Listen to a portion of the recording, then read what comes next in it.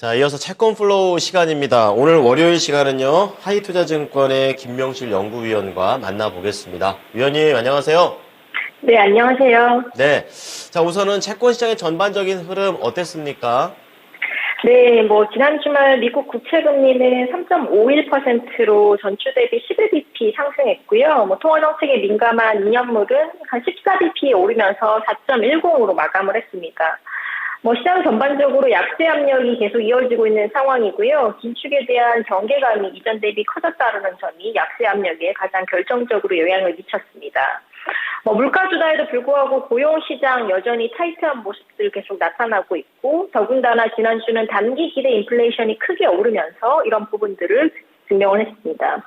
연준 당국자들의 매파적인 발언들도 이어졌고요. 주말 동안 윌러 연준 이사와 보스트 애틀랜타 연방 총재가 추가적으로 긴축에 대한 필요성을 언급하면서 금리가 오르는 모습입니다. 한국도 유사한 흐름이고요. 다만 한국은 장기물과 단기물 금리가 혼조된 흐름이 나타났습니다. 국고채 3년물 금리는 전주보다 2.8bp 내린 3.21, 10년물은 0.2bp 하락한 3.29%로 마감을 했는데, 다만 30년 초장기물은 오히려 금리가 1.3bp 오르면서 3.252%로 마감을 했습니다. 네. 자, 우선 미국과 국내 채권 시장의 흐름을 간략하게 좀 정리를 좀 해주셨습니다. 자, 그렇다면은 이제 채권 시장 이슈하고 전망 보도록 하겠는데요. 어떤 것들을 좀 눈여겨볼까요? 네, 이번 주 키워드는 국내 펀더멘털 성장에 대한 의심이라고 말씀을 좀 드리고 싶습니다. 좀 더 자세히 들어보겠습니다. 네, 지금 한국은 기준금리 기준으로 2월과 4월 연속 동결 격등이 나면서 최종금리 3.5%에 대한 기대가 계속적으로 강해지고 있습니다.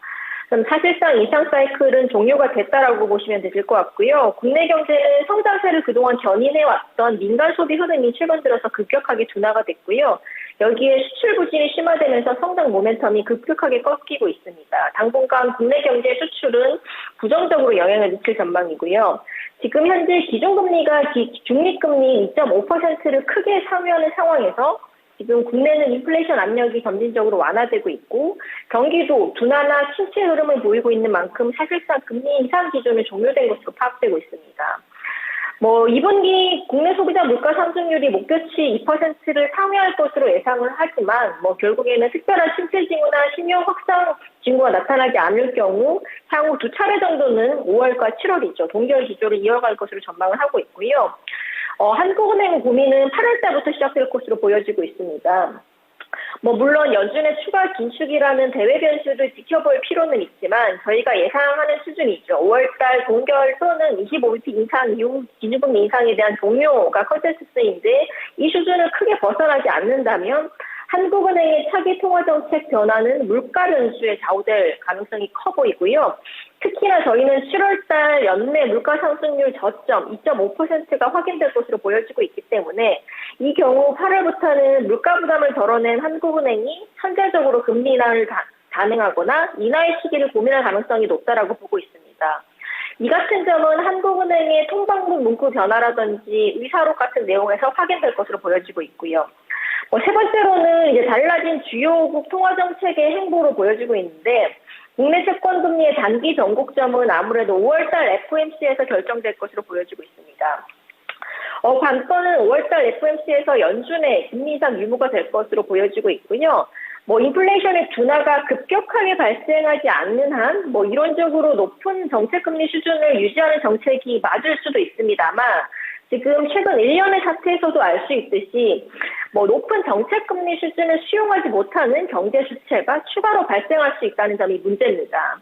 아시다시피 SBB 사태처럼 유가증권 투자포트에서 채권의 손실이 일부 은행에 국한된 문제가 아니라 미국 내 금융권 전반의 문제가 될 가능성들이 크다라고 보이고요.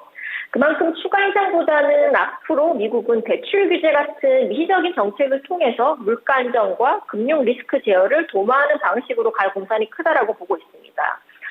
기본적으로 5월달 정책금리 5% 동결을 예상하고 있지만, 다만 4월달 물가가 연준의 기대치에 못 미칠 경우 25bp의 추가 인상 가능성도 열어둘 필요는 있지만 마지막 이상이 될 가능성이 높다는 의견을 유지하고 있습니다.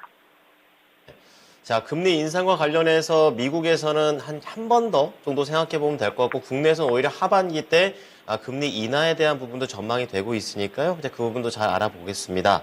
자, 마지막으로 주간 관련해가지고 채권 전략 어떻게 잡는 게 좋을까요?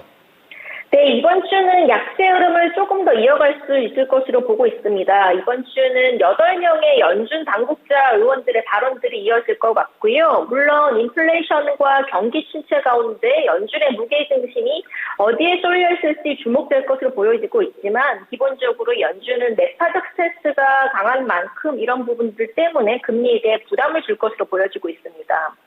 국내는 이미 국고채 금리가 기준금리를 상당폭 하회하는 수준이긴 하지만 약세보다는 추가 강세 압력이 우세하다는 판단입니다. 따라서 금주는 미국 국채 금리는 약세 흐름, 그리고 국내 같은 경우는 연내에 대한 인해감들이 계속 프라이싱되면서 강세 흐름을 이어갈 것으로 전망을 하고 있습니다.